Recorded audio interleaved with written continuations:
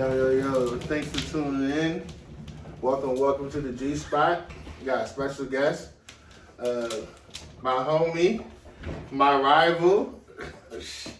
Man, I could go on and on and on. We just gonna get into it. We ain't gonna waste no time. But special guest, my man Kizer. What's good, bro? It was good. How you been? Man, I've been good, dog.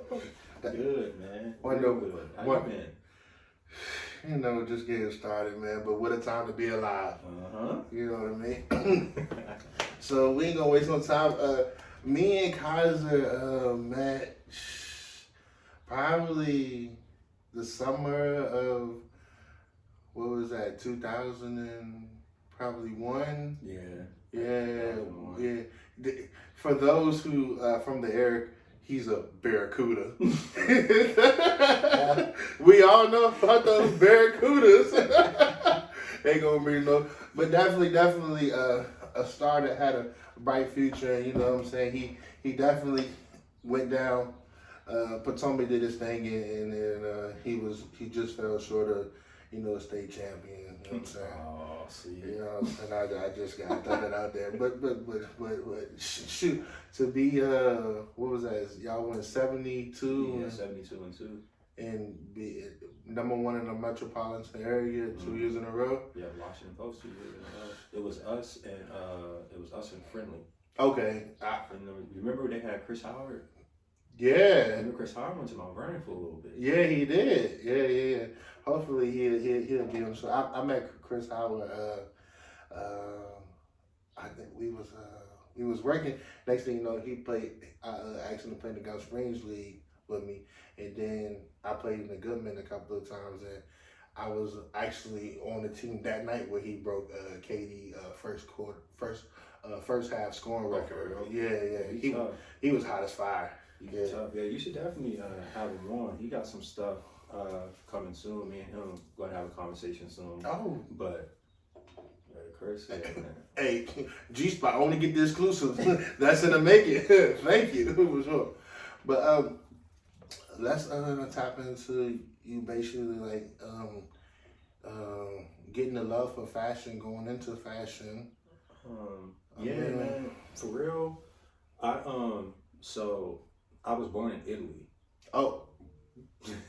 Never knew that. Yeah. That military kid. Yeah, right? yeah. Okay. My mom was in the military. Was born in Italy, and then my mom was always into that. My mom from the South, but from the South they a little behind on certain things. Yeah. Being over there, she was like exposed to certain things. Mm-hmm. So of course overseas shit was like cheaper and stuff like that. Yeah. So she really fell in love with like the Louis Vuitton and stuff like that. So when I was younger, I would see it. And my grandparents, my grandmother, she made all of her own clothes. She made my grandfather's clothes. So I watched her do that all the time. Okay. So, but then we left Italy. Then I moved to Virginia. We lived on Richmond Highway in Mount Vernon Square for a good amount of time. Okay. And I went to a private school near Fredericksburg, but we still lived in Mount Vernon Square. Oh, okay.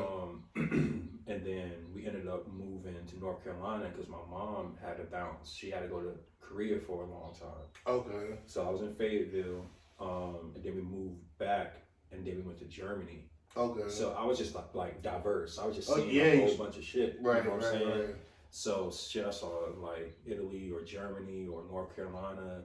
But then also too, like my pops left. So a lot of the shit I couldn't really afford. Yeah. My mom, it was me and my sisters. Yeah. So I would just be looking at shit. And this is when like the 90s, bro. Phone posits, Michael Jordan taking off and shit like that. So I would just look at this shit all the time. Be like, damn, I want that. You know what I'm saying? There was a store in North Carolina called Park Avenue where they had all the fake joints.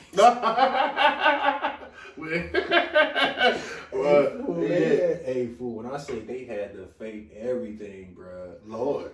Dog. But that's all we could get, you know what I'm saying? And I just always be looking like Slam magazines and shit like that. But by the time we had moved back up here and I went to Walt Whitman, I was just like, man, I can draw my ass off. That's when niggas is wearing like the shirts with the glitter and stuff like that. Yeah. Like Looney Tunes. Right. And people was making them joints. So Before the glitter, did you do the you get the letters from Walmart and iron them on your shirt? All right. So you really from you really from this area? Yeah. Because people forget that was a thing too. Yeah, bro. I mean, and I stayed in Woodlawn, but I was always in like hanging around with Shabbos and them from SAC. Okay. I was hanging out with everybody, bro. Cause I played ball, so I was just cool with everybody. But I could draw. I was into the art, so I remember I had made somebody like a 7 wood shirt or something like that. Yeah, right? Yeah. And I got in trouble and Walt Whitman. I got in big trouble. Right, because they guess it's gang affiliated. Yeah, you know what I'm saying? Yeah. And then I was just making like Tweety Bird shirts for girls and stuff like that. And then there was a store, where that Wendy's is on the highway across from the McDonald's? Yeah. There was a store back there that sold like shooters and stuff like that. Wow, I didn't even know that. Yeah, it was a hole in the wall, bro. It was maybe there for like a short summer. Okay. But my mom was like, "You can draw. You making shirts for all these people. You better go in there and try to sell you some shirts." Oh, okay, yeah. So went in there. I sold like maybe 4 shirts. For like $30, but they only gave me like $10 because I was a kid. Yeah. Of course. But that's like really the first start. But I love basketball so much, I never really tried to like take it serious. And then I really, for real, Georgie, I'm gonna come clean, bro. I really didn't start diving in until like the last 4 or 5 years. Okay. But I mean, from your heritage and your history, it's already been inbred. It's already written, bro. And then like I'm gonna tell you what's funny about life. That's like all the shit that you try to run from always comes back and catches. Oh, full circle. Steven was on here. He was talking about that. It always comes back full circle, and you just don't something that you would experience when you was a jit all the way like it's coming out of you now. You know what I'm saying? Because as I noticed, I mean, people could dress, but I guess you could. When I was young, there's like 5 people I pointed out that could really dress. It was Bobby Miles. He had a Coogee sweater before people even knew about a Coogee. Shout out to Lou and Keywan.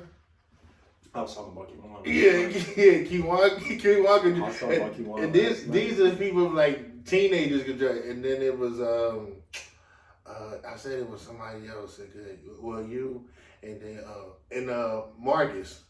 Marcus was really aware about like Sean John and all that, and you know what I'm saying. I mean, people had what people were wearing, but they would go a different avenue with like how you did.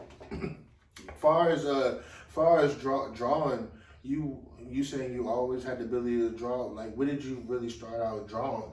Like mimicking like a Looney Tune or? I remember the first memory I had. I was in elementary school and we had to draw. Like, like the normal, you draw the sun in the corner. Yeah. With the rays like that. Right? Yeah. So I remember I was in art class. I was maybe 1st or 2nd grade, and my mom still has this picture. We just supposed to draw a tree with the sun and clouds in the back. Okay. Yeah. But I drew a tree, sun, grass, and somebody grabbing an apple out of the tree. Oh, okay. And it wasn't like super detailed, but the fact that I drew it and it was just like straight lines. I colored in perfect and everything. My art teacher put me in advanced art class. Oh, okay. All right. But from then I just loved it. All through elementary school, middle school. When I got to Mount Vernon, so I went there my first 2 years of high school, 9th and 10th grade. Right. I had an art teacher named Miss Hoy, and me, my man Christopher Smith, they called him Biggie. And it was this other kid. We were like her 3 favorite students. Okay. And but this one kid could like really, really sketch. Yeah. He was this nigga was nice. I remember he drew the Flight Posit 2s. Remember the Flight Posit 2s, the Kevin Garnett joints? Yeah, with the zipper. Yeah, the zipper. Okay. Yeah, the 2s. Yeah, because remember the 3s had the two bubbles. Bubbles, right? Was hard. It goes like that. Hard, yeah. So he had drew one of those without looking at him. Damn. And I was like, damn, that nigga that good. Yeah. that's. I gotta get on that level. So I practice all the time, bro. All the time, and I had entered the Fairfax County art exhibit or something like that back then. Me, him had entered it, and I ended up getting in trouble because they said that my image looked too close to something, whatever. So they ended up kicking me out of the art competition. But he made it and won. Yeah. But that just fueled me. But I was always into like clothing, and I started playing AAU that year, and I hated our uniforms, so I would just draw our uniforms in a sketchbook for my art class. And that's when I got into like clothing. You know what I'm saying? I would just see stuff, and there was a lot of shit I just really couldn't afford. Yeah. And I would just draw it. I still got those sketchbooks too. Damn. I still got them. Still got them. Can we be able to? You started clothing line. We can tap into that. You think any of those sketches are gonna come about on any type of apparel? I never thought about that till now, bro. Yeah, that's a good idea. Yeah, that's a good idea for another full circle moment. That's I need 1%. We go ahead. But when I get to the crib, remind me. I'll take you some of the pictures and send you like Virginia Pride. I drew whole uniforms and all that. Yeah. But yeah, and then that's just where it came from, bro. And I'll just pay attention to things and just be drawn. When you sketch now still? Yeah, I sketch now still, but everything because that way computers and everything. You keep up with the times. Right, yeah. So a lot because I got full-time job and other shit. So a lot of the times I do everything in the computer, but if I can't see it in the computer, I have to draw it. Oh, okay. I have to draw it. You can transfer the image over. Okay, yeah. My man Smooth, he's a painter, he's an artist. When you're drawing, do you try to take your mind somewhere, or like people have all these rituals and like try to set the mood? Like how do you because drawing it is tedious, just like you said, to take time out. Like how do you go into like, all right, I'm about to or you just think of something that day and you just like just sit down and just draw? I think for me, man, it's just all work. Coming where we come from. Yeah, right? Yeah. I feel like, and I hope this don't offend nobody, but I feel like where we come from, as far as like this part of Alexandria, maybe the city of Alexandria too, right? Yeah. It's like a ceiling that certain people hit. Oh, absolutely, yeah. And they hit that ceiling, and I'm just trying to work so we can break through that motherfucking ceiling. Right. You know what I'm saying? Right. And art-wise and clothing-wise, I feel like we don't have our own heroes. Yes. You know what I'm saying? And there are people from here that do really good work. And it's funny that you say that because, like, to be honest, like, madness and like shooters and all that and like Players World, it is part of art, you know what I'm saying? That, and we don't acknowledge that stuff, you know what I'm saying? We still see it here and there.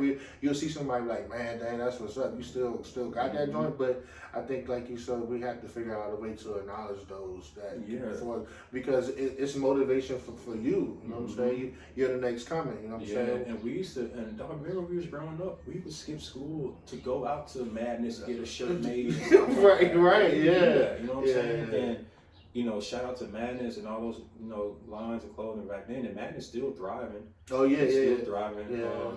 But I just feel like, man, from our side of Virginia, bro, how could we have that kid from Richmond Highway or whoever say, yo, I seen that dude, he from where I'm from. Yeah. And I seen him do that. How can I do that too? Yeah. So when I go into drawing and stuff like that, there's like, personal things that inspire me, like my grandmother and my grandfather. Like before my grandfather passed, the conversation me and him had, because we wanted to have matching Rolexes. Yeah. You know what I'm saying? So I know that was a one of his before he passed away. So I'll be damned, I'll wake up every day and I'm not working so I can get that Rolex. Right. I got you. Yeah. And I know like it's a materialistic thing and maybe I can buy something that amounts to the Rolex or whatever, but they don't know the personal history behind it. Yeah, you know what I'm saying? There's like a certain attachment to that. And then my grandmother, she made all of her own clothes. She made my mother's clothes, my uncles, my aunts. She was vicious. I seen her make dresses, pants, all type of stuff. So man. Do you think that you will ever tap into that? Yeah, Like, I sew. Oh, you Yeah, do? I sew. Right now, I'm learning how to pattern because when you sew, you have to like every piece has to be meticulously like put together. Yeah. To have the garment. You know Oh, what I'm saying? okay. And yeah, man, I just always think about, all right, when you draw this, Kizer, how are you going to have this be a product to where it does well but inspires the next one's coming up? Okay. But also too, bro, a lot of times like, you know, I don't want to take like the mood down, but like, you know, life ain't never been perfect, like for anybody. Right, correct. Yeah. And I have things that I experienced when I was growing up to where I don't want my kids to experience that shit. Yeah. I don't want, you know, and I want better for my friends, you know, everybody where I'm from. So I feel like if I have this gift to draw and design, I would be doing myself, the kids, and a whole other people a disservice.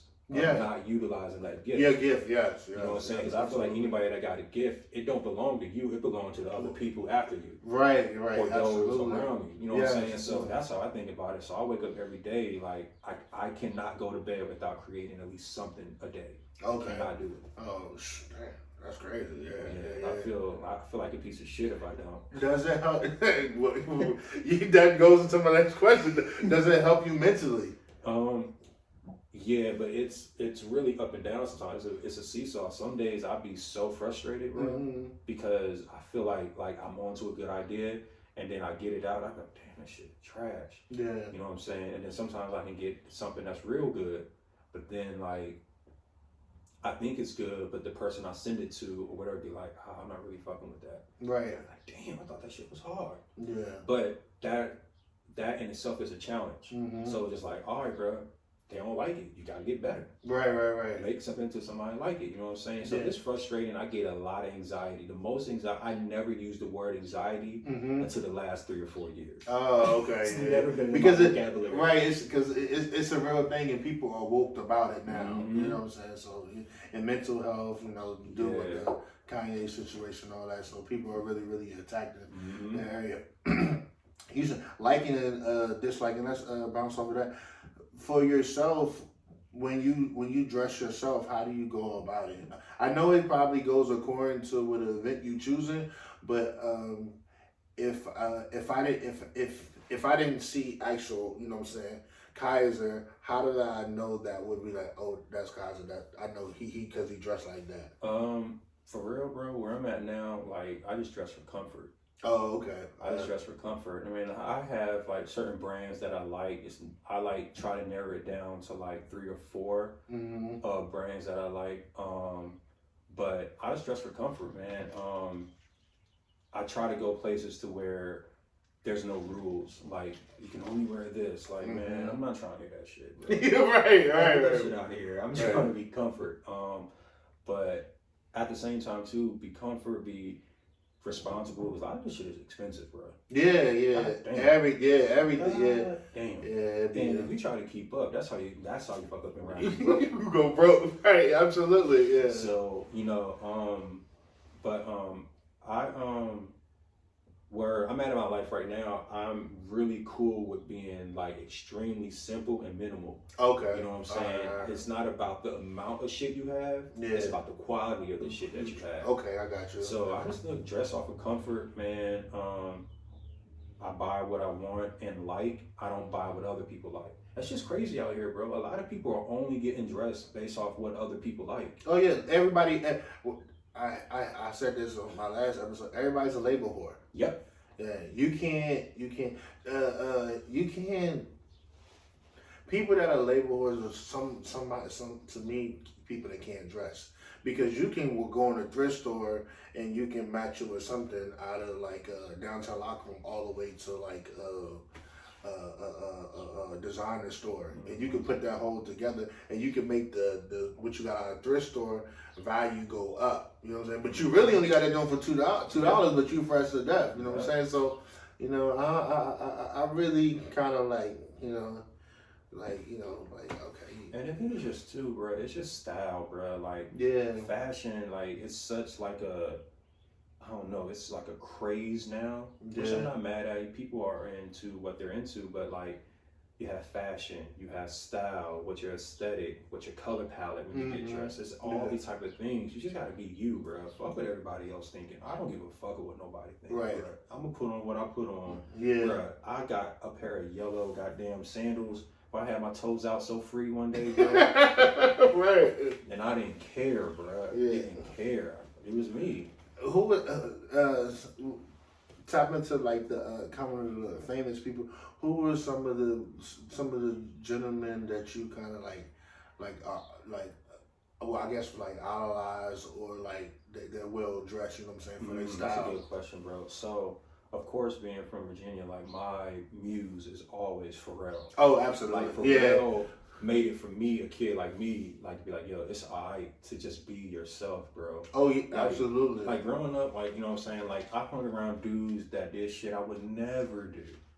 You know what I'm saying? I think we all did. You know? Yeah, absolutely, yeah. And then I also hung around kids who could build a computer, kids who you know read comic books, shit like that. Like I was just cool with everybody. But when I seen like Pharrell hit, I was like, that's it right there. Thank you. Yeah. Right. Thank you, Pharrell. Like thank you. But it was Pharrell. This guy. That I'm real cool with. I used to intern at Stussy DC. Intern there when I went to VCU. But this guy named Adrian Carter, he's a big influence to this day. He works at Undefeated right now. He's one of the main people over there. He's just chill, bro. I'm always inspired by Adrian. My man Julian, I'm always inspired by Julian. He was one of my coworkers when I was at Stussy. Me and him talk every day to this day. That's my dog, yo. When I go out to LA, I stay with him. Julian's mad cool. But that's it. Like them three, Pharrell. I like the taste level of Pusha T. I like Pusha T's taste. Oh, okay. I'm gonna come clean. I can't afford none of that shit. Nah. I can't afford none of that shit. Yeah. But I really enjoy Pusha T's taste and how he keeps things simple, but you know the taste level is up there. Yeah, you know what I'm saying? And I be hearing shit about Pusha T this, you can, man, y'all niggas just say that because y'all can't buy none of that shit. Right, yeah. But yeah, man, yeah, I just like, and just random people I see in the street. Like I go up to Harlem all the time to see some friends that live up there, and just walking through like Soho or walking through Harlem, I get different, I just get inspired, and I just, take that shit, mix it in the shit that I like, and boom, and I just be inspired. Yeah. So for you going to Cali and you going to New York, talk about the fashion differentials between the two. That's a good question, man. I might fuck this up. It's like to each his own. It don't gotta be the correct answer. I think Cali is a lot. Cali has its own aesthetic, man. They have a niche group of like designers. Okay. They got the brand Rude is out there. The guy that does Rude is from Cali. Okay. Then you got like where all the shops are at, and like La Brea and like Melrose. So I think a lot of that stuff is like label driven. Supreme is out there, but Supreme is also in New York. Oh, okay. So I think Cali is, man, how can I describe this? Streetwear, but also like high end. Yeah. Where New York, I get a real like, just like I just get the streets from New York, like the streets. Oh, the urban vibe, yeah. And maybe like urban, like people just really creative in New York. Oh, okay, I see what you're saying. Like, I feel like everybody has their own unique style to them. I feel like LA, a lot of people look the same. In New York, I feel like when I go like to Soho or I'm walking through Harlem, people just look different. Now you got like it was a big thing during COVID, like the scammers and shit like that. Yeah. Right. And I feel like, maybe, and that was a big thing, but, I mean, shit, to each his own. If that's what they want to wear, they all look the same, they look the same. Right. To each his own. Who am I to judge? Yeah. Who am I to judge? But, like, I really think New York is just more they just more free with the stuff they put together and put on. Okay. Have you attended any fashion shows or whatnot? You know what? I've never been to one. I threw my own fashion show in Richmond, my last year in Richmond. It was a fucking disaster. At least you attempted. Hey, fool. Hey, bruh. Disaster. What happened? Let's talk about it. I never knew that. You know what? Yeah, let's talk. I've never talked about this until now. Exclusive, only on the G Shop. So, my last year in Richmond, I had took this independent study class as a part of my senior class. Mm-hmm. So I came up with this nonprofit and thought, okay, I can throw a fashion show. So I got because I had interned at Stussy, which was out of Commonwealth in DC, and Commonwealth is a big clothing line. Shout out to the people at Commonwealth. So the owner Larry, me and him, still cool to this day. Mm-hmm. He let me get some pieces to have in a fashion show. He was like, whatever you do, don't get no fucking Right. But this was 2011, 2012, I want to say. But he let me get some, and then I went to Richmond and got a bunch of different clothing lines in Richmond to help put the clothes in. There was a modeling group that VCU had that I had them come on board, do like a dance and shit like that. And then we had aspiring models that was at school, right? Yeah. Man, how can I not throw nobody under the bus? Without throwing them under the bus. Yeah, man. Okay, I'll say this. So we booked this hotel, and the lady at the hotel, I was like, okay, did you have a stage where the girls can walk out to the middle, turn around, walk back up, walk back off the stage, we can set it up, whatever. She was like, yeah, we got all of that. It's like, bet. Now, the girl who went with me to look at the hotel, right?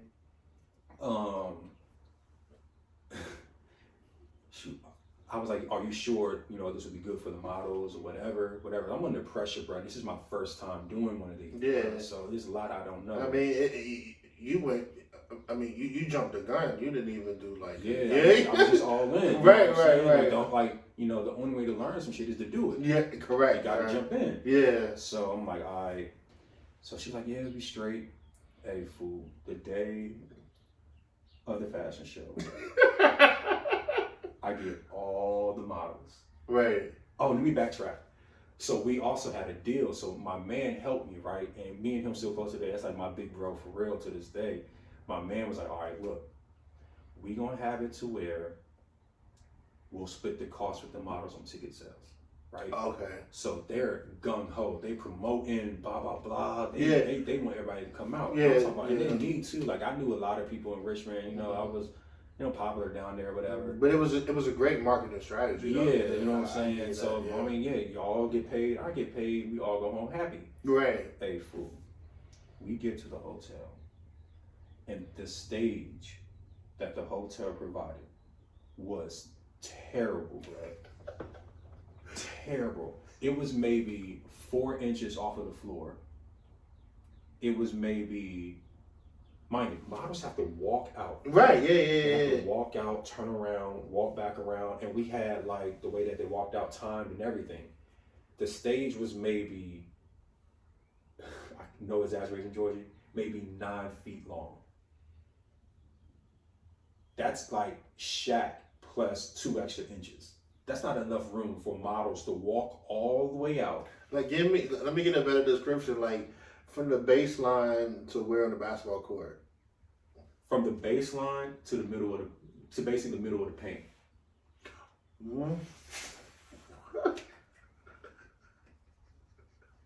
We gotta take a moment here. What? Tell me you didn't have him step down and walk further. Hey, fool. We're going to get into all that. All right, continue. All right. So the model see the stage Mm-hmm. in black. The fuck is this? Bah, bah, bah, bah. I'm getting cussed out like I've never been cussed out before, right? Mm-hmm. So the girl who was head of the modeling joint, I looked at her like, you said the shit was straight. She was like, no, I didn't. What? Spank me. Absolutely. Spank me. Blindfold. Spank me. Because for you listeners out there, you're seeing the stage that they put up the day of. Yeah. You ain't seen nothing prior to. Oh because, my God. And then, mind you, I had asked her, can I see the stage? And she said, oh, we're cleaning it because somebody used it previously, so we don't have it to view right now. Oh, yeah, I should have known she swindled me. She I should have known right there. bamboozled. I was a young buck. Young buck.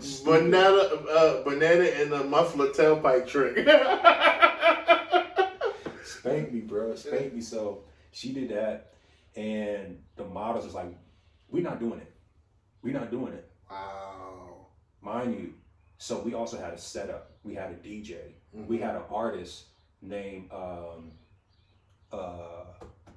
Earl Mack.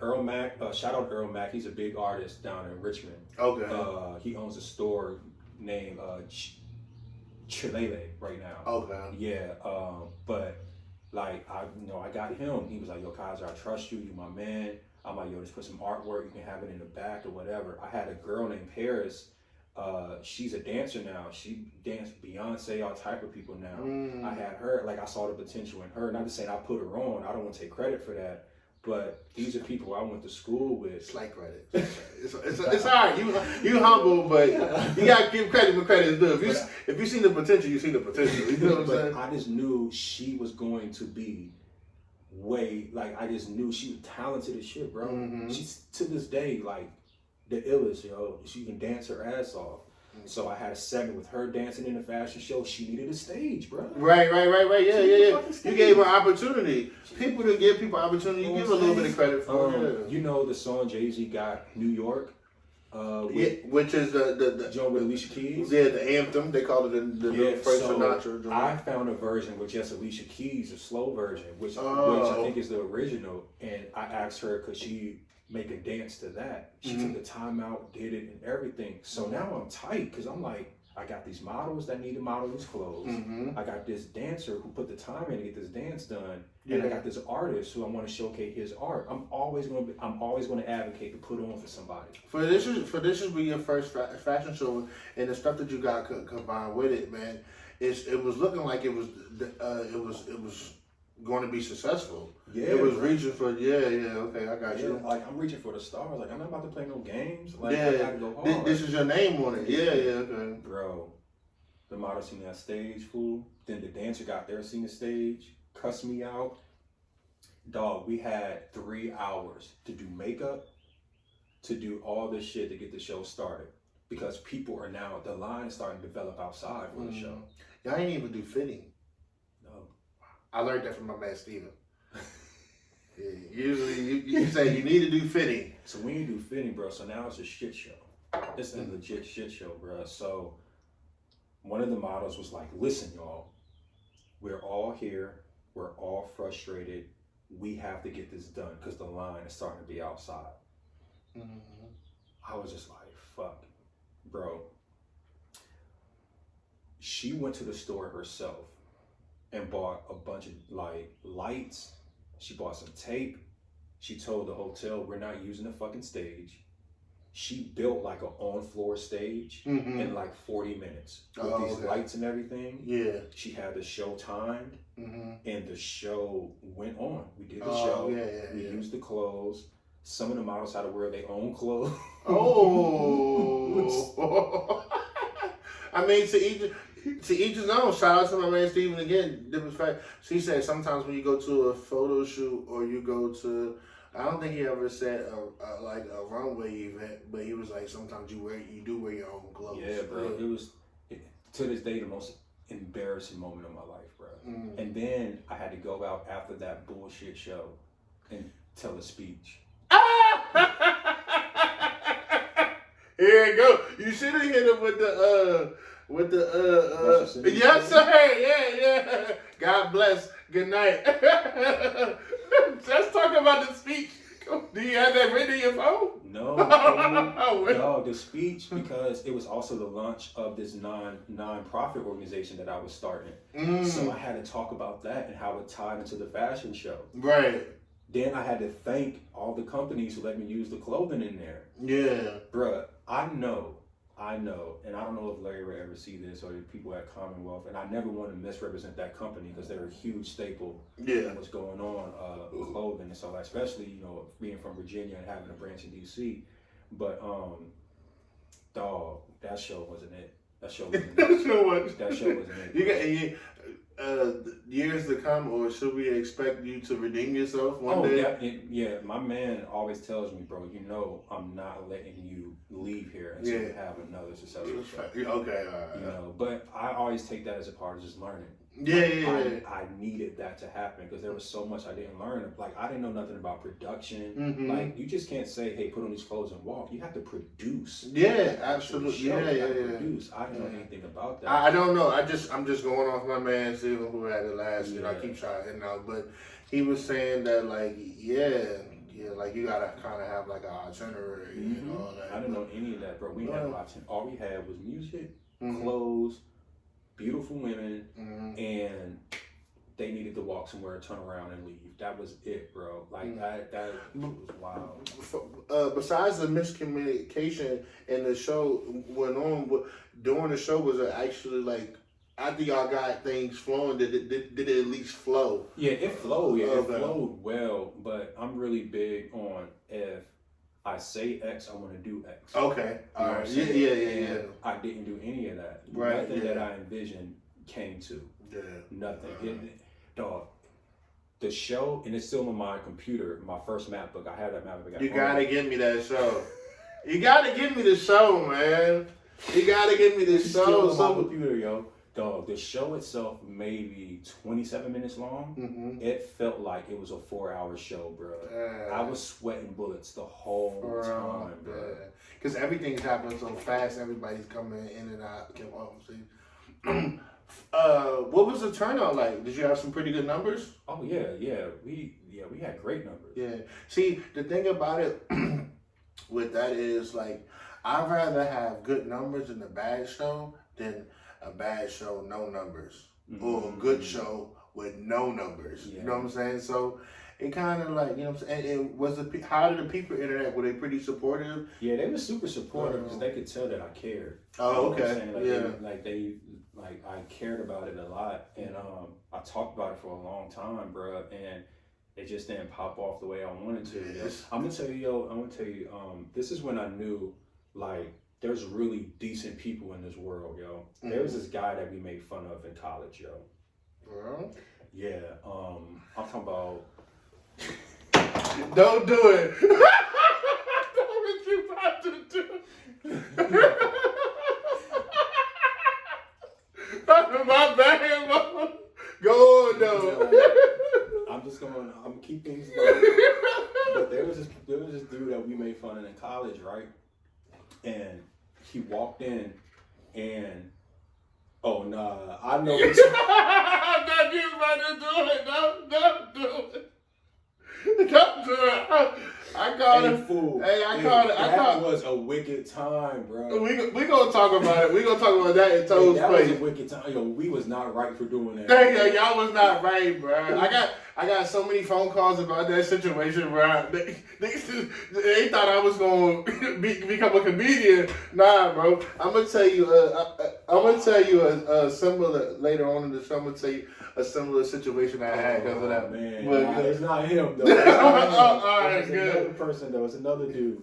We used to make fun of him, right? And the girls needed help doing makeup. I didn't know. Like, I'm talking about, we made fun of him every day, every single day, bro.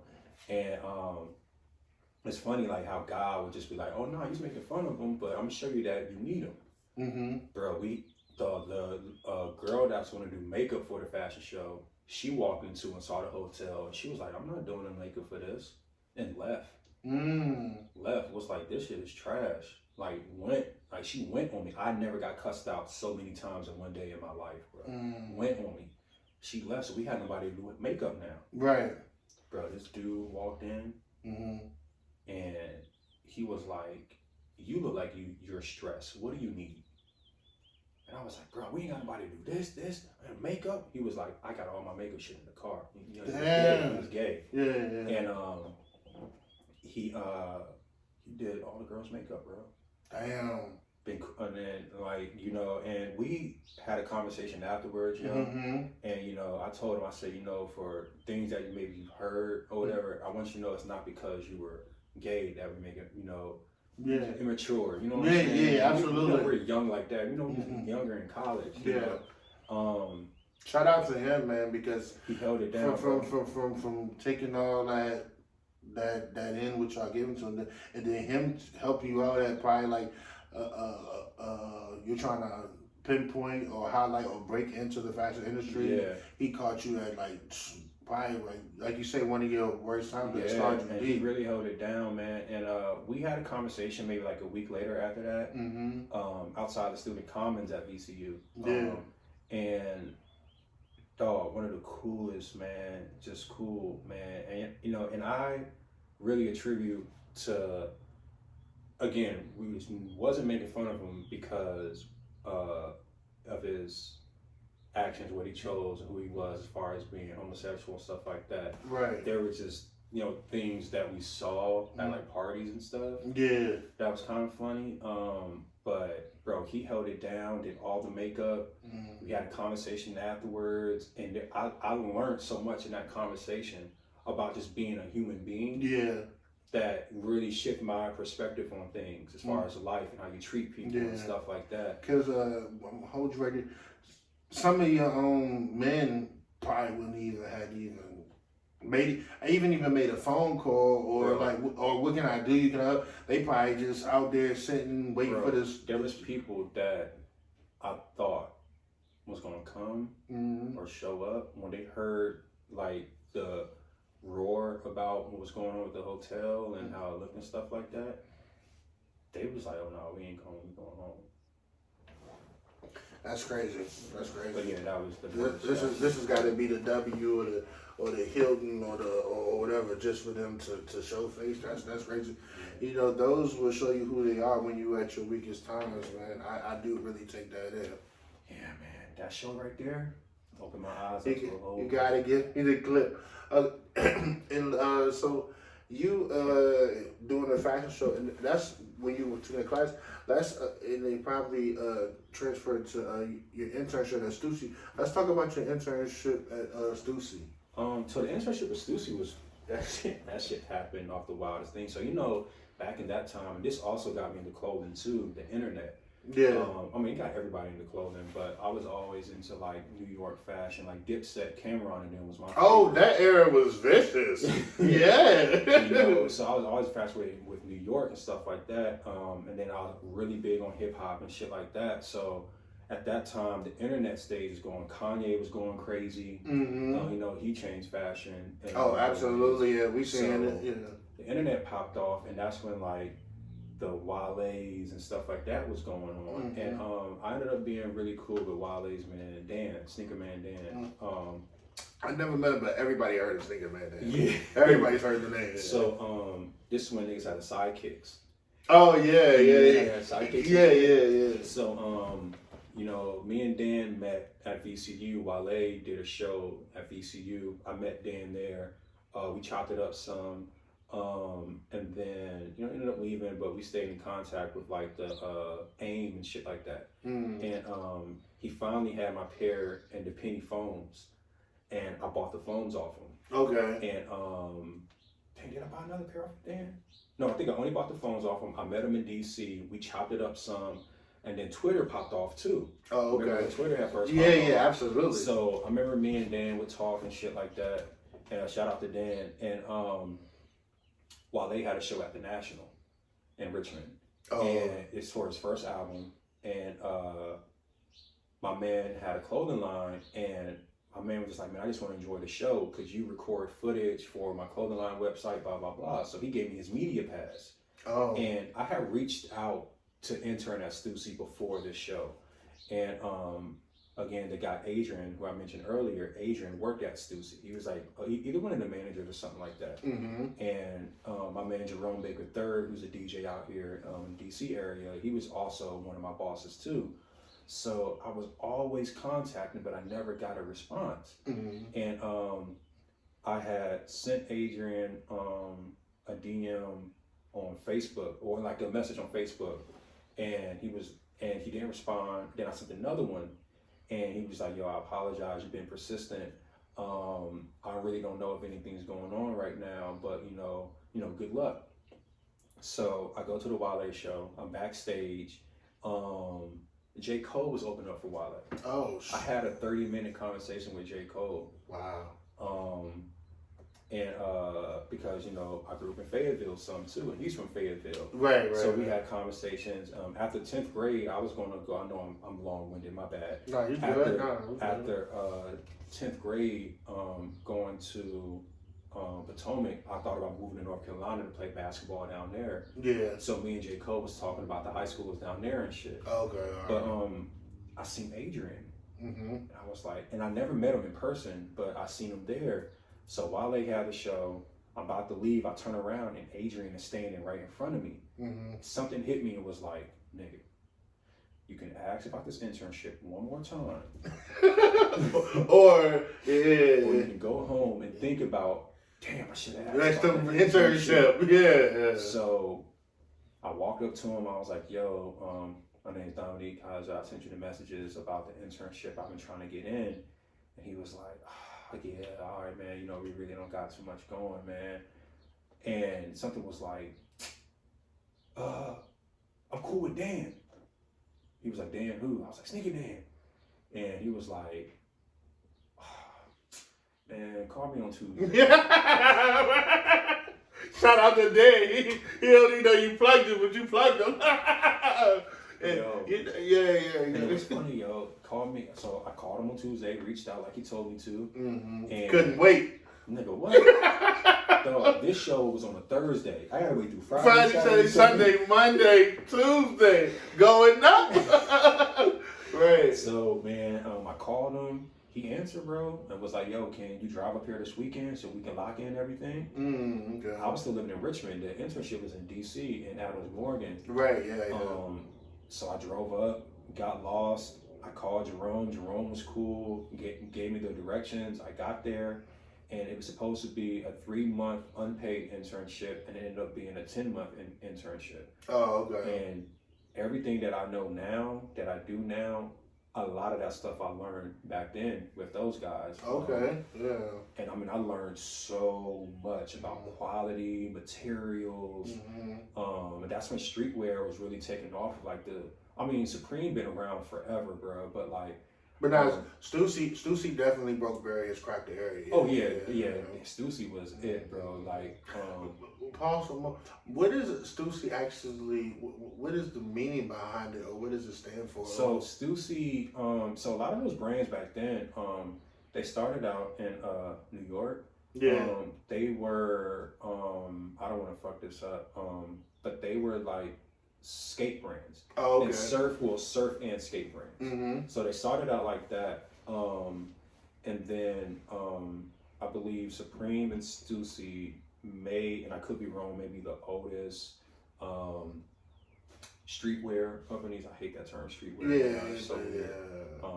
I feel like only we can use it if we're from the, you know what I'm saying? Yeah, definitely. But you know, now everybody tries to use it. And shit. But yeah, Supreme and Stussy, and a lot of those like starting in like the early late 90s, mm-hmm. and they started like just surf and street, not street, skate brands. Yeah. And you know, eventually, of course, you know, they grow and grow, and people catch on, mm-hmm. and they just blow up. But yeah, Stussy started, I want to say, as surf, and then skate, and then just, you know, stayed in motion. Yeah. But yeah, so I was there, met a ton of people I'm still friends with to this day, and I just learned, bro. I just learned, and then I had ideas of starting, like, you know, my own clothing, but not really my own clothing. I wanted to, but didn't want to. Yeah. I just really didn't know what the hell I was going to do. Right. But I was just always infatuated with like the clothing and stuff like that. Okay. Yeah. So that was it. So the internship was straight, bro. I'm talking about. I mean, we done had events, dog. I met Rick Ross.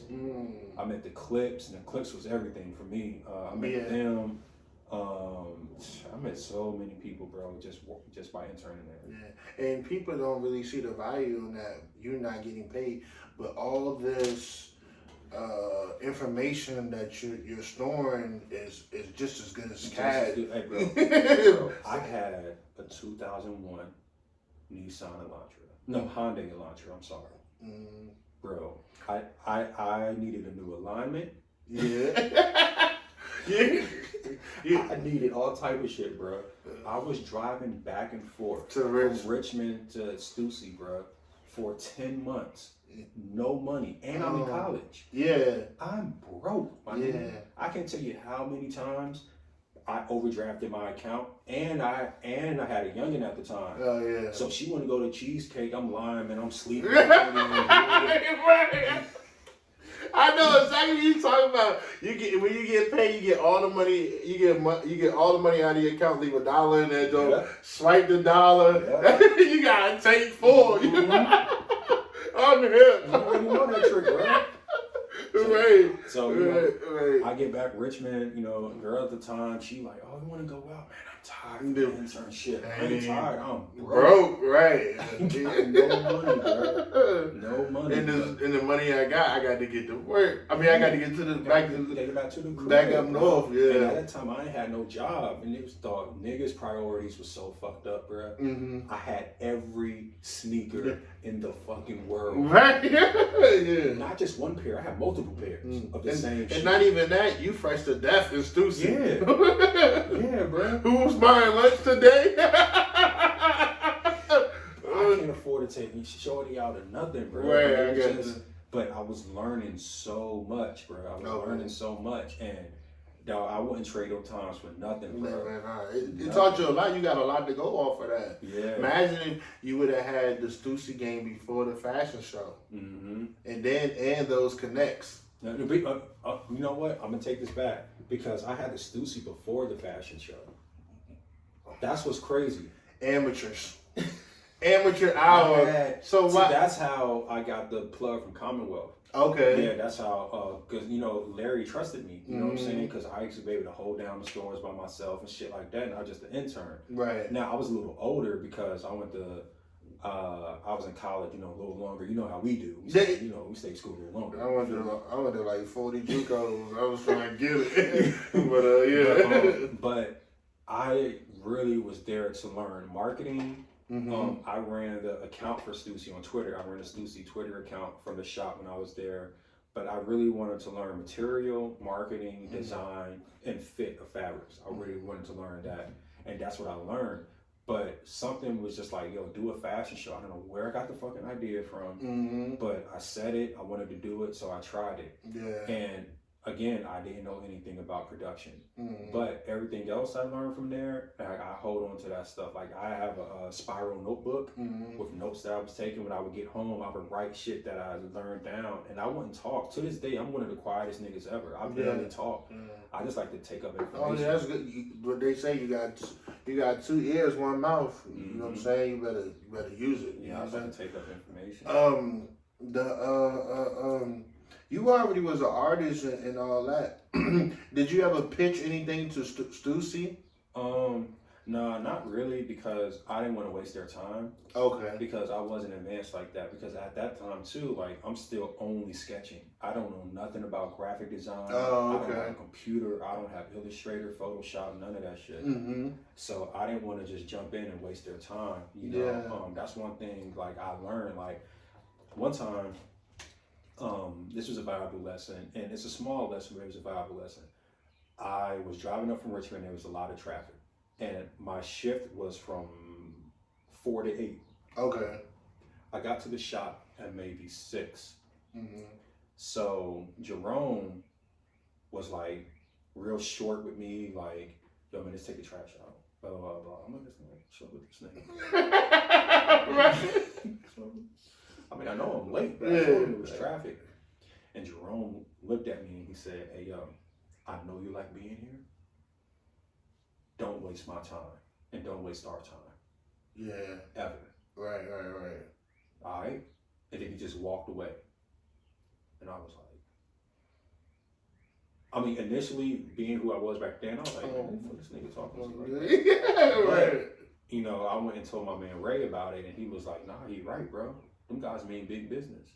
Yeah, they are running the company. They're running the company, bro. You the intern. You got stuff that I'm sure he probably wanted you to do, and you was late. Yeah. So if you're not punctual, you wasting their time. And he had stuff for you. He wanted you to do that you could have learned from or took in. Yeah, I see what you're saying. So that's a valuable lesson to all you interns out there, future interns. Yeah. You never know what whoever you under has playing for you. You know what I'm saying? And it's probably an opportunity that you can use your whole entire life. Yeah. You know what I'm saying? Yeah. Shout out to him for that, bro. But yeah, man, and just I never pitch anything to him, man. I just more so was just thankful. I just did things on Twitter. I did send an email out just to thank him for the opportunity to intern there, stuff like that. Right. But that was it, bro.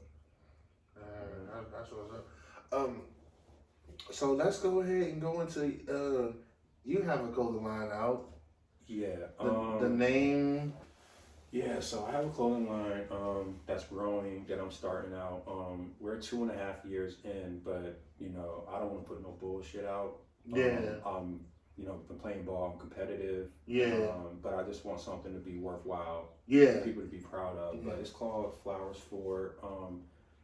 The meaning of the company is gratitude. Mm-hmm. I just like to pay everything forward. You know what I'm saying? And I've always been somebody who. I've never been super confident in myself. I would see things. I don't know. I mean, there was things that happened when I grew up, but I never had the most confidence. You know what I'm saying? Even when I played ball, my confidence was never high. I knew I was good. I knew nobody could jump higher than me and shit like that. Yeah. But I would have a fast break and I would lay it up before I would dunk it sometimes. You know what I'm saying? Yeah. That confidence was just always something that just fucked with me. Right. I don't know where it came from. I don't know why, but it was just something that I just lacked growing up. But Flowers Forward, I was just like, dad, bro, like, you're growing into a confident man now. Like, you really stand on your ideas, And my man Ferg always say, man, Kizer, you the tallest nigga in the room. Yeah. Sometimes you're the smallest nigga in the room. Right, yeah. You always say that. Yeah. So, I was like, all right, man. Georgie, I hated the idea of having my own clothing line for the longest. But I was like, bruh, you design for everybody else. Yeah, we're going to get into that, yeah. You know what I'm saying? You design for everybody else. Why not? And it was just coming to me all the time. So, Flowers Forward just popped in my head. I was asleep one time. So I was like, all right, that's the name. What's the meaning? But gratitude, like, I'm so thankful for everything that I've ever came across, every person I came across, opportunity, situation, bad situation, good situation, and I pay those things forward through designs. You know what I'm saying? I try to use those inspires through like drawing and stuff like that. Okay. But also, Flowers Forward. And I know flowers are sort of like it's like a thing that everybody runs to and puts into like their marketing businesses. But I really believe that like if you don't plant a seed, nothing grows. Oh yeah, absolutely. Yeah. You know what I'm saying? Like a person that owns a garden never grew a garden by keeping all the fucking seeds in their pocket. Oh no. It's never happened. Yeah, like, you gotta get down and dirty and get in the trenches. Yeah, get in the trenches. So Flowers Forward always is like a mirror for me and tells me every day, yo, you gotta grow, keep growing. Yeah. Keep growing, get better. Yeah. And then you gotta leave the next flowers for the next one's coming up. Oh, okay, yeah. So we gotta give, you gotta give people their flowers who have inspired you, but also give the flowers to people that's coming up next. Right, yeah. That's where it all comes from, bro.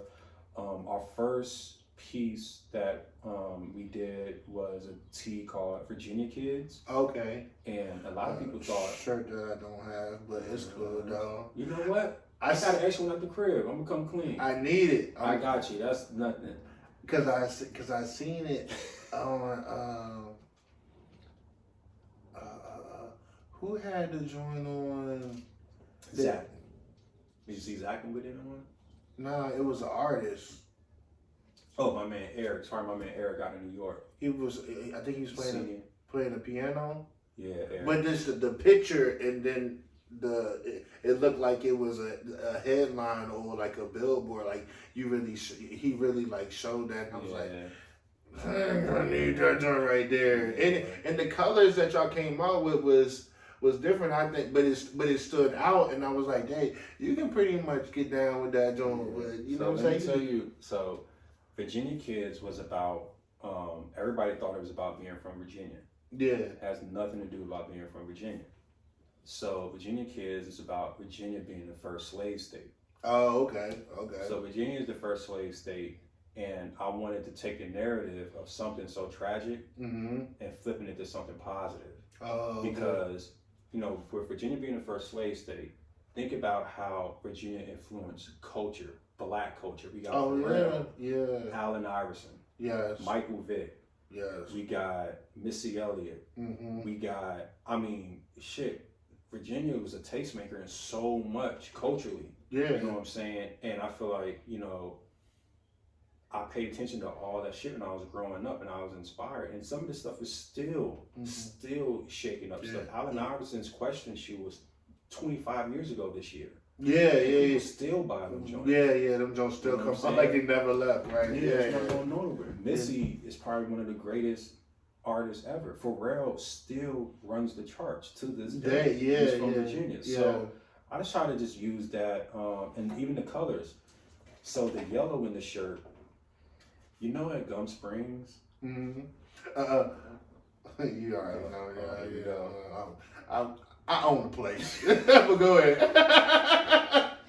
The gym, not the area, just the gym. You know what I'm saying? The G in Gum Springs don't stand for Gum Springs, it stands for Georgie.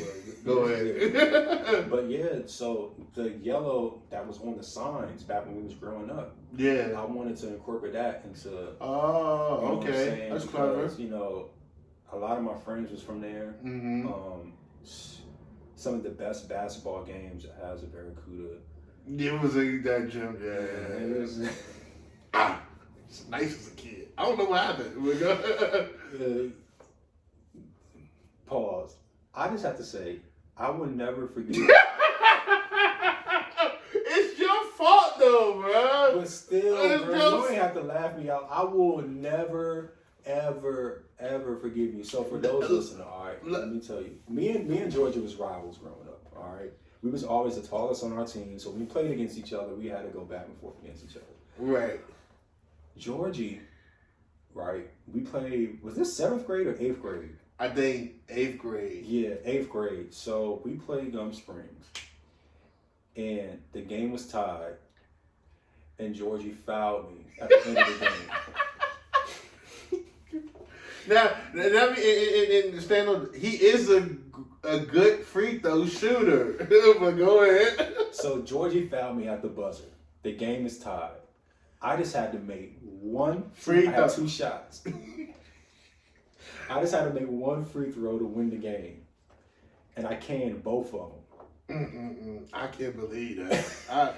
When I missed the second free throw, I hear a scream laugh so loud. Georgie is laughing. Like, Georgie is laughing. Like, I to this day, it's the worst laugh I've ever heard in my life. I still got that laugh. The worst laugh I ever heard in my life. Oh, my God. And we lost the game. In overtime. Yeah. And then he laughed after that, too. Oh, my God. Hey, I never seen Kizer so tight in my life, man. Hey, bro. Yo. Hey, I was about to. The coach had punched him, Coach Price. I think you when you left the free throw line, you had your head down, and I thought you was about to be crying. I was about to yell, "Hey, yo, this kid's crying! Get him up out of here, bro!" Coach Price, you to shut up, Georgie. Hey, bro, that joint hurt, bro. That joint hurt. But yeah, man. So from there, so the yellow in the shirt is inspired by just the letter and then Gum Springs signs. But Yeah, man, flowers for, we have a couple items now, out now, but I'm working up for a big release in June. Okay. Got some idols coming in June. But yeah, man, I'm just, taking it one day at a time. I want to get to where, shoot, I have a real runway show with things cut and sewn. And yeah, man, I'm just going to see where this thing goes, man. I'm passionate about it. I'm hoping I can use it to help other kids that's passionate in this area, but also outside of this area too, man. The world is this small with the internet now. So, yes, absolutely. I just try to, from there, just, get things shaking, man.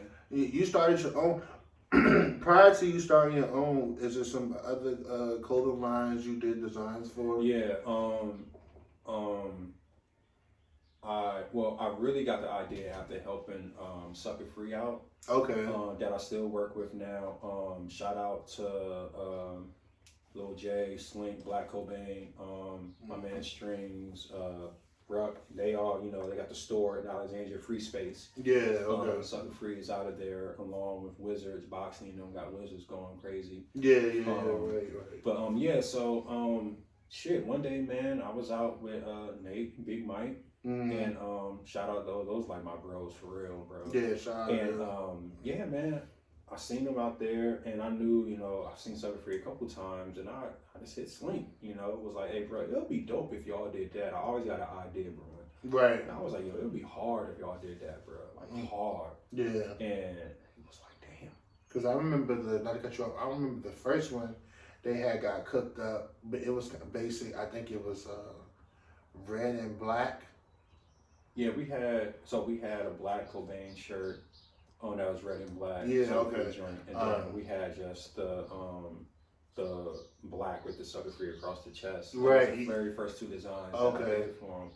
But yeah, Slim was like, yo, can you come to my office? Went to his office, we talked, and worked out a deal. And yeah, man, just hit the ground running after that. And we were both learning. Like I probably during COVID, during the shutdown, I maybe talked to him every single damn day, bro. Okay. Because I was still learning too. But in my mind, it was just like, all right, man, these, he has influence. Black had influence through music and stuff like that. Yeah. How can you help them? You know what I'm saying? And I was just saying, like, bro, you know how weird it is, like, to walk past somebody in something that you designed, but that they've really, like, they probably don't know that you designed it or whatever. You just walk past them. Yeah. So that, like, but I was like, that was happening often. I was like, damn, bro, that's hard. Yeah. So I was like, all right, bro, maybe you can get away with your own clothing line. You know what I'm saying? But yeah, man, I've been with Sucker Free since 2019. Okay. I want to say 18, 19, and yeah, we got a nice business. We got a nice business thing going, but those like family too. Okay. But them, the Drew League out in LA. Okay. Yeah, I've been doing that since 2017, 18, 17, I want to say. And we know, Sleep just, in general being in the area. How did you even like associate yourself with the Drew League? So, the Drew League's based out in LA. God just works mysterious ways, right. Whenever you have those moments when you're down and you feel like shit's fucked up, that's when, times get the calling, bruh. Yeah. I was at home on my couch. So, the commissioner at the time, his name is Dino. His daughter runs it now. Okay. But Dino's nephew, Mick, went to VCU. Oh, okay. You know what I'm saying? Okay. And could hoop. Like, he could hoop. He used to be in the gym hooping with us. You know what I'm saying? Yeah. And, one day we went back and forth, and that's when me and him really got cool. You know what I'm saying? And he had a pair of Drew League shorts on. I was like, and this is when the NBA lockout was going. So this is right when Kobe, LeBron, and KD hooped after Drew. Yeah. So I'm like, the fuck? Where are you getting shorts from? He was like, oh yeah, my family, blah, blah, blah, blah, blah. But we never talked about it for real. I never heard of the Drew until KD and them was playing in it. So one day I'm at the crib, and me and him always been cool. Like it's been big love always between me and him. He called me one day and was like, "Hey, yo, you trying to meet somewhere tonight?" I was like, "Shit, I ain't doing nothing." Mm-hmm. He was like, "Yeah, I really want to talk to you about something." And you know, just you know, the guy I am, it sounded like he needed help with something. If I can help in any way, I'm always gonna do it, you know, try to hold it down. So yeah, bro, I met him. He was like, "Yo, you know, the Drewly, you know, got shit going on right now, and you know, I think, you know, it would be nice if you can help us or whatever. We can figure out an agreement to do whatever, just design wise. I got some ideas. I feel like, you know, you got some ideas." And he remembered I told him that I interned at Stussy. Oh, okay. Yeah. Right. So he figured that there were some things that I knew, and he taught me a whole lot, and I think, and vice versa, I taught him a whole lot. But from there, we just develop a relationship. Mm-hmm. I can't take all the credit for every single thing because Mick is a mastermind, bro. Like, he is one of the illest, bro. One of the illest, man. I would love, like, maybe we can work out, have him come. Oh, yeah. Like, Mick is definitely. You know what I'm saying? Yeah. But yeah, man, we met, talked, chopped it up, and been family ever single since, bro. Ever single since then. And that year got to go out All-Star Weekend, go to an event out there, and you know, got to go out there do this thing with Nike. Got to make my own shoe out there. They call it like Nike Makers or something. Went to a game. But yeah, the Drew has been killing, bro. We're coming up on 50 years soon. Yeah. Not this summer, but next summer. Like some of the best basketball I've ever seen in my life, bro. Oh yeah. Hard basketball. And you know, they really hold it down for LA, bro. Yeah. Like as far as like Compton, South Central and all of that, bro, like the Drew really is like a staple in that community, and it feels good to be a part of something that's for us. Oh yeah, absolutely. You know what I'm saying? Like, some of the kids, they can't afford to go see Kobe and them. Well, I mean, when Kobe was alive, but you know, go see LeBron and them at the Lakers, or go see the Clippers, go see the NBA games. Right, so in the summertime, when you can get to see James Harden, LeBron, all those people right in your neighborhood where you come up at. Man, yeah, that's big motivation. Yeah, you know what I'm saying. So to be a part of that, bro, is love, big love.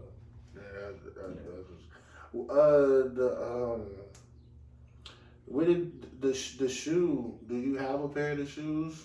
We gotta get those. You gotta take a picture and put them on there. The shoes you designed. Oh yeah. Well, let's talk about the design you came up with. How did you did you feature towards LA, or you just put your own print on there? It was inspired by Virginia and LA.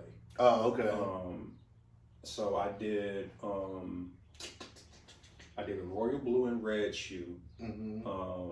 That was inspired by the Virginia Squires.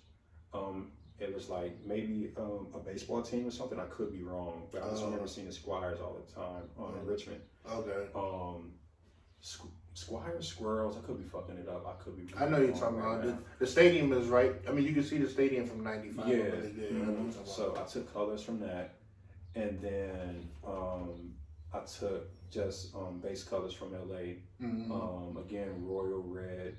Royal blue and red as far as like, you know, the gang activity out there. But more so not to like rep any set, because I do not gang bang. I'll tell you a story about how vicious out there. Right. But just to, you know, bring up unity. You know what I'm saying? Yeah. You know, because a lot of that stuff started off as peaceful protests. Oh, okay. Yeah.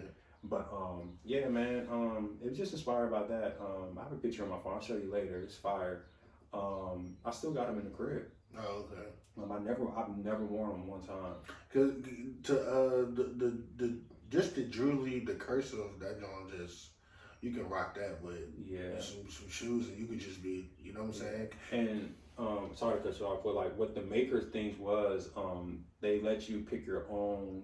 There was like certain shoes you can pick. I picked the Air Force One. Oh, okay. And they had like 30 stations. And they took all these people from different parts of the U.S. That was like, they had their own clothing lines and whatever. They set them all up at these stations based off their own craft and they added on to your shoe for you. Oh, okay. So you can pick the material and be like, all right, I want you to put this right here. Like there's this guy out in New York. God, I'm drawing a blank on his name, but he's a really big designer in New York right now, like major. He was the one that sewn on the swooshes on my shoe. Oh, okay. Yeah, he sewn them on. And then there's another guy who was hired a couple years ago as the marketing guy for either BMW or Mercedes-Benz. So a guy from Brooklyn, little tiny dude from Brooklyn, bro. He looked just like Chris Rock. That's crazy. Cause it'd be funny because I think ASAP Rocky is the I think he's a designer for Benz or BMW.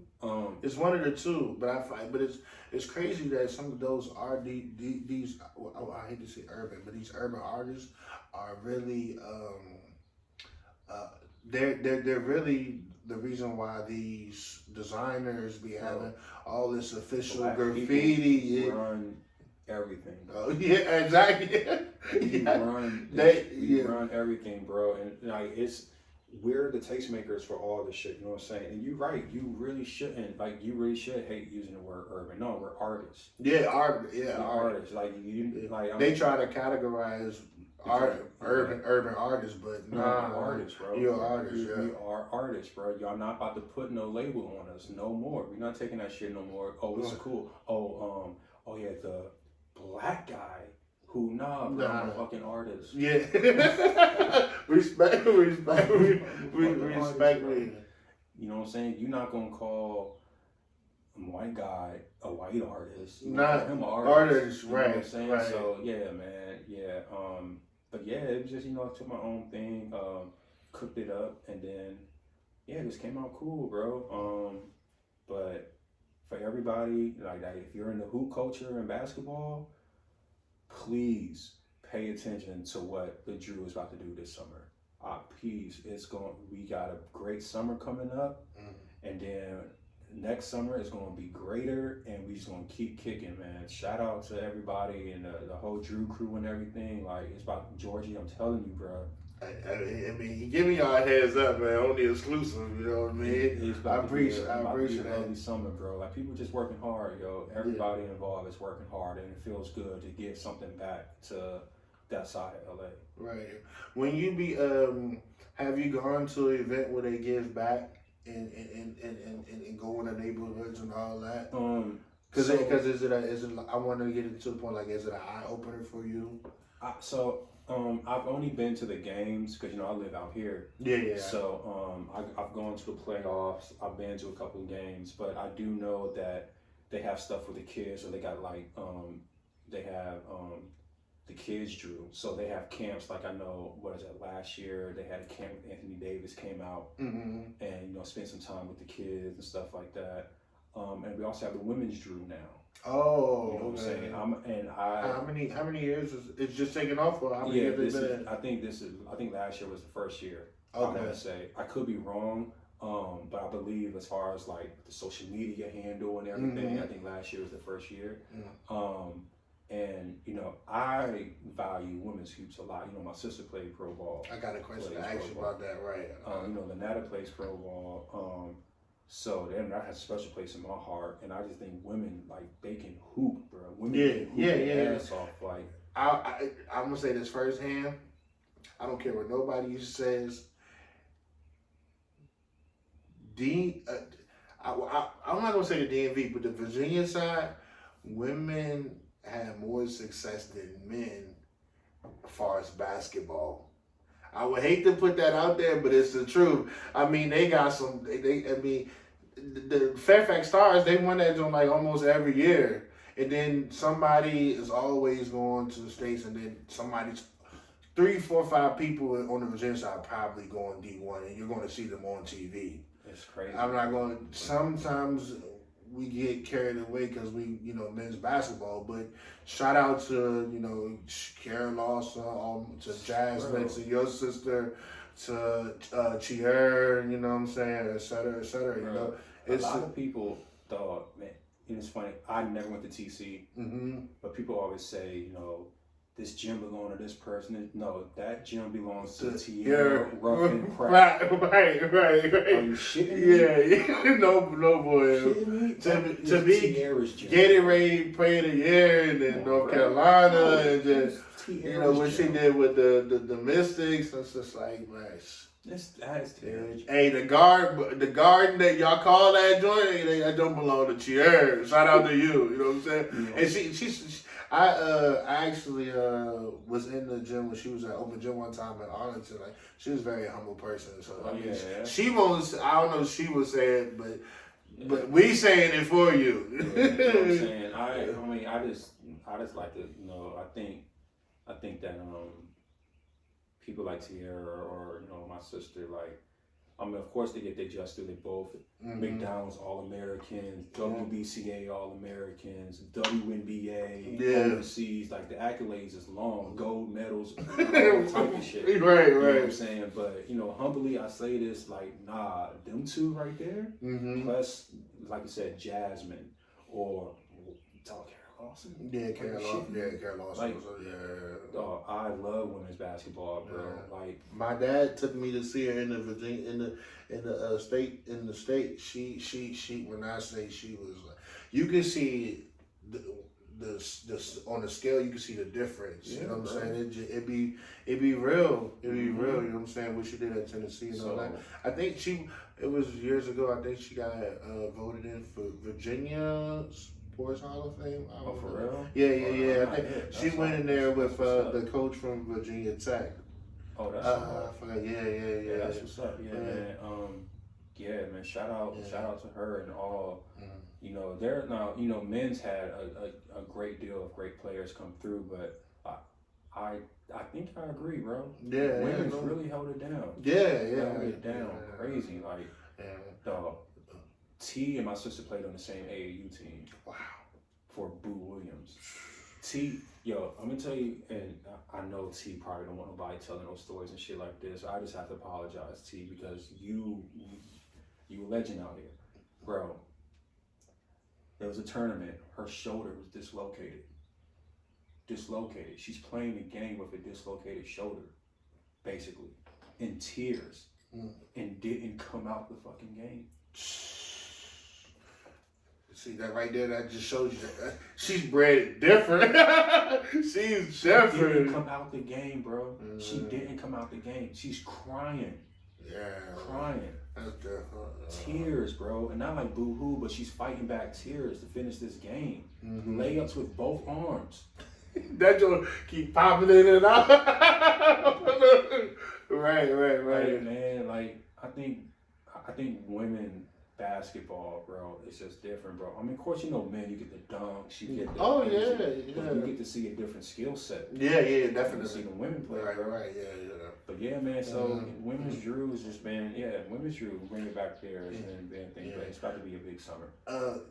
Speaking of women's basketball, they real adamant about this whole pay situation. You can pass, or you can, share your thoughts on that. They really, like, the pay difference between the men and the women. You know what I'm saying? They man, it's crazy. To me, when I weigh in on it. I think that people who are in basketball, people who are interested in basketball, help the ticket sales. Let me back it up. People who are not interested in basketball and people who are interested in basketball will go see a men's game. Someone who is not interested in basketball is not going to go see a women's game. You know what I'm saying? Unless you know who's playing. You know what I'm saying? Yeah. So what they have to understand is the income versus the value of male and female. You know what I'm saying? So there's a whole shit ton of things that go into it, bro. Like, for the NBA, you know, you get these sponsors, you get all this stuff, right? I think the NBA is 82 games plus the playoffs, which is another maybe 16, 20 games, something like that. Yeah. Depending on how the series goes. Right. Yeah. So well, now with the 2 playing games, it's like it's even longer. Yeah, it's even longer. Yeah. So you get 82 games plus a good 20, 22 games maybe of sponsor money, TV sponsors, shit like that, right? Yeah. And then you also got 20 plus teams in the NBA, 15-man roster. Yeah. So that money has to be generated. You know what I'm saying? And you know, it's NBA. Yeah. The WNBA, bro. There's maybe 11 to 12 teams. For real? 11 to 12 teams, right? Yeah. So 11 to 12 teams. Yeah. And only a maybe 10 to 12 women roster. Oh, okay. Now, think about this, right? So you got 11 teams, right, with a 10 to 12 person roster on the team. Coming out of college every year is 400 girls looking to play for 11 teams in the WNBA. Right. That only has a 4-month season. Yeah. Like, the fuck? Yeah, it's hard, bro. It's hard. Right. So it's an overflow of players. Yeah. And I heard they tried to move to a smaller venue. Yeah, like all that stuff, bro. It's weird, man. It's so much that goes in and out of it. I just wish because the women, I believe they're looking at it as in like, say if somebody was trying to become partner at a law firm, you know, I should get the equal pay as him. But they're not looking at it as they're not looking at it from a marketing standpoint, and like time frame and how many games is played. And I'm sure, you know, they do understand that.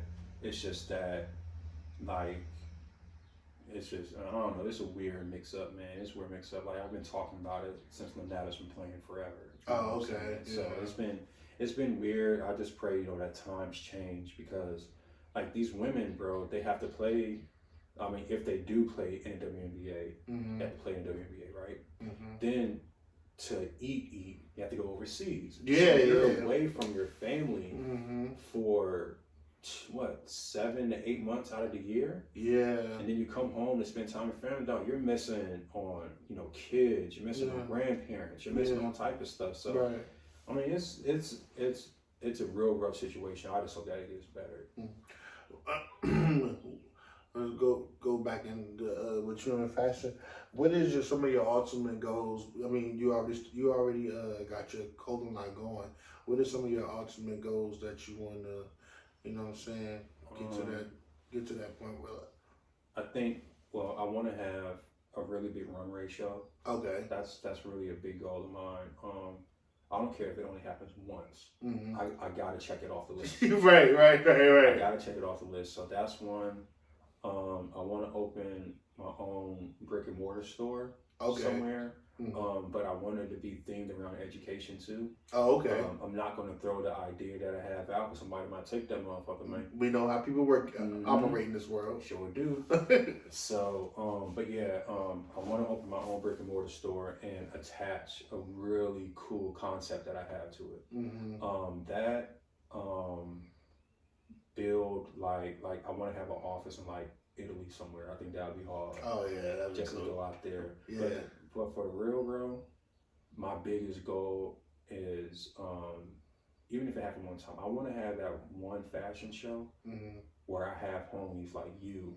Yeah. Or my man Nick. You know, my man Nick lives in Arizona now. You know what I'm saying? But he's a big supporter. Like he always just breathed life into me, bro. Like one of my big homies, bro.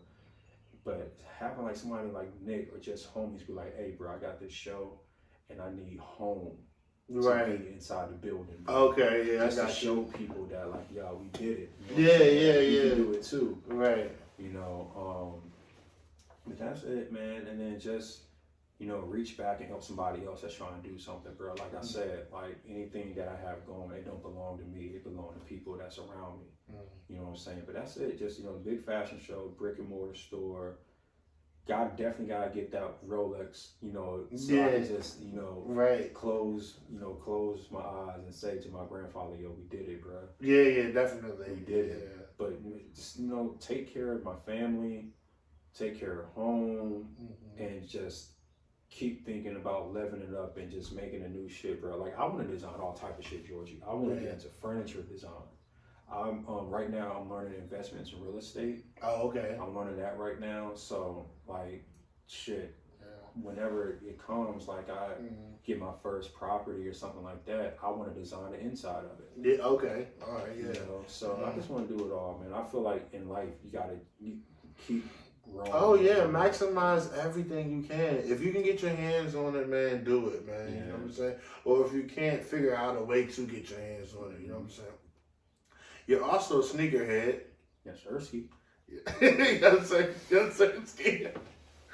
And you've done some crazy things to get those sneakers. But let's tap into you sneakers in general. Like, what's some of your favorite sneakers? And because we know everybody goes through the Jordan moment. Yeah. But outside of that, what some of the exclusive sneakers that you have that you like?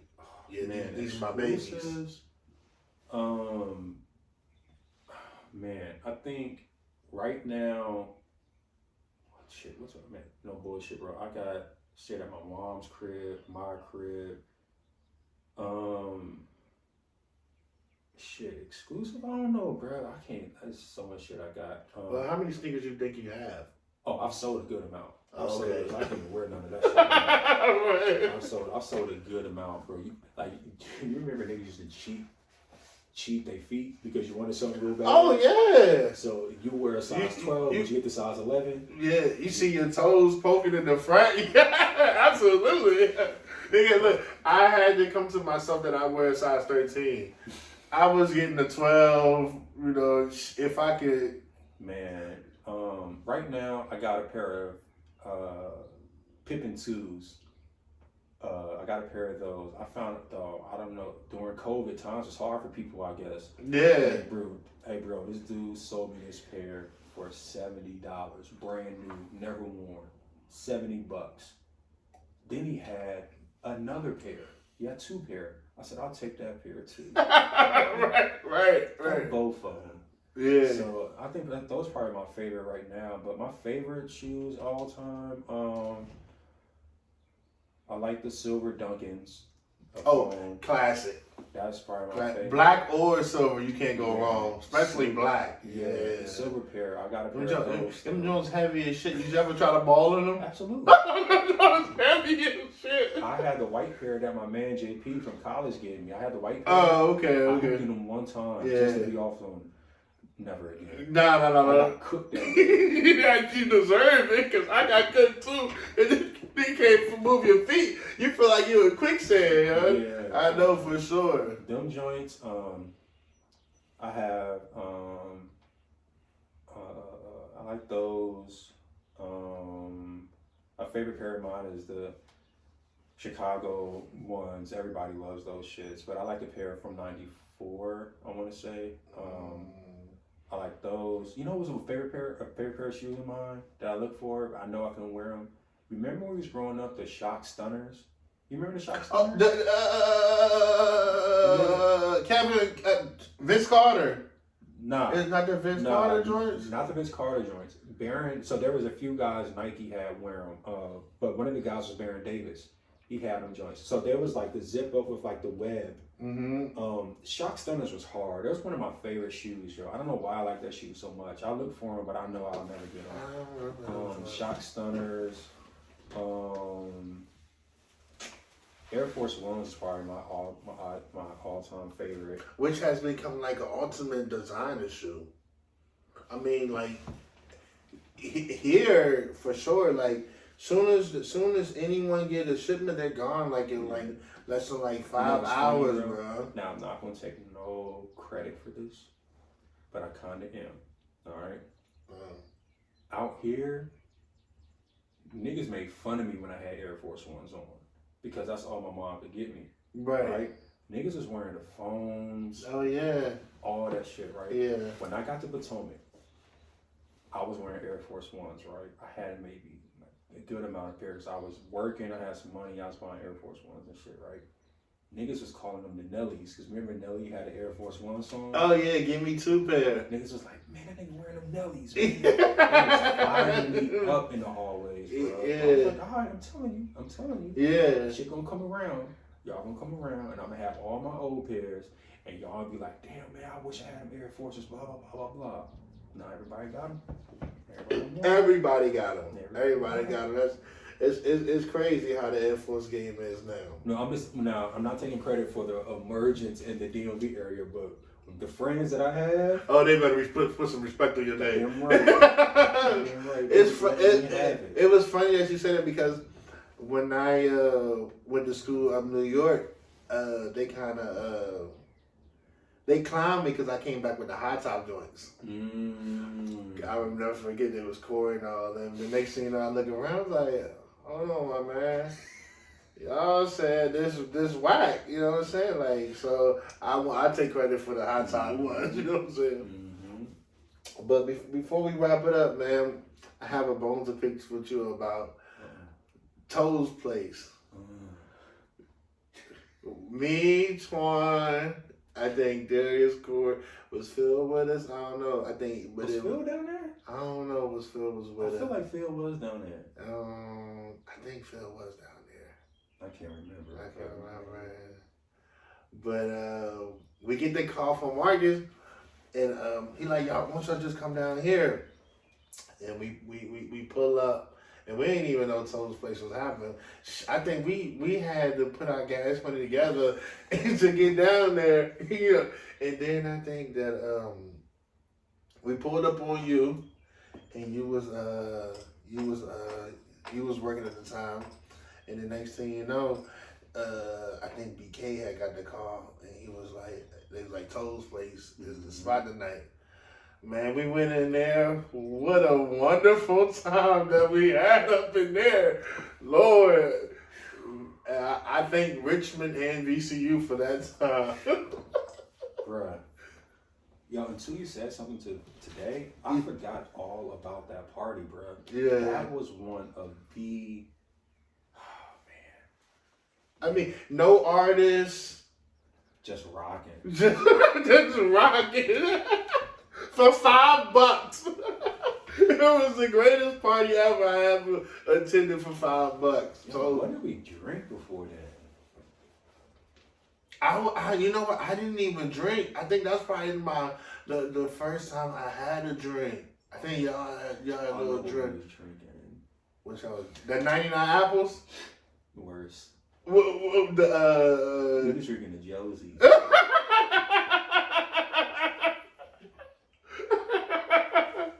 Hey, it be like that. We came a long way, huh? I was like, because I was surprised. I ain't gonna say he was drinking, but I was surprised. You know, those folks that I was around, like, hold on, y'all drink. Because I still was on my, my footballs and stuff, but they were drinking. I was like, man, give me a cup, man. Like, what you bro, no bull. Yo, I remember that night was some of the best laughs, bro. Oh yeah, that's when y'all started that dumb. Somebody get a joint on y'all get the. That's when y'all started that bullshit. Like, come on, bro. Come on. I'm not, and then that's when we was also we was up.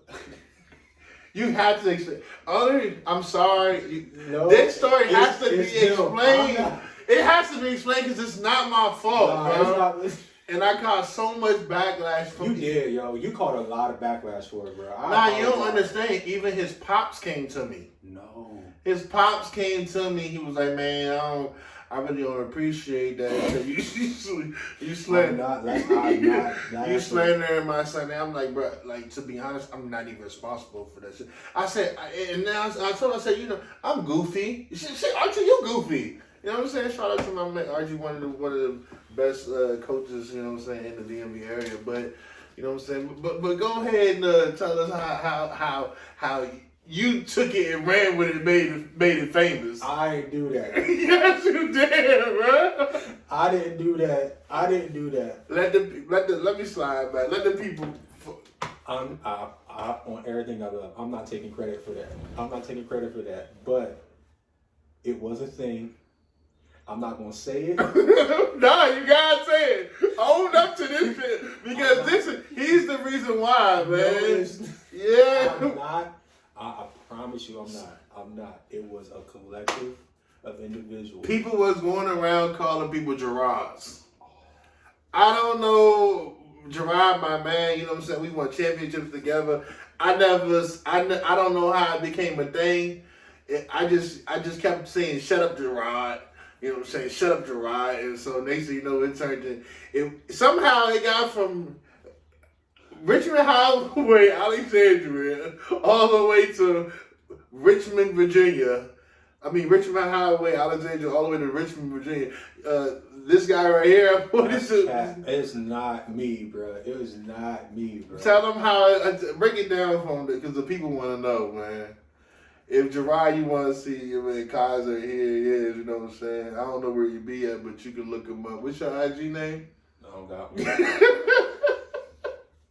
Go. Tell the people what they want to hear, man. They don't want to hear nothing from me, bro. Man, tell them people what they want to hear. And I promise, it wasn't me, bro. It wasn't me. I just know that shit was wrong.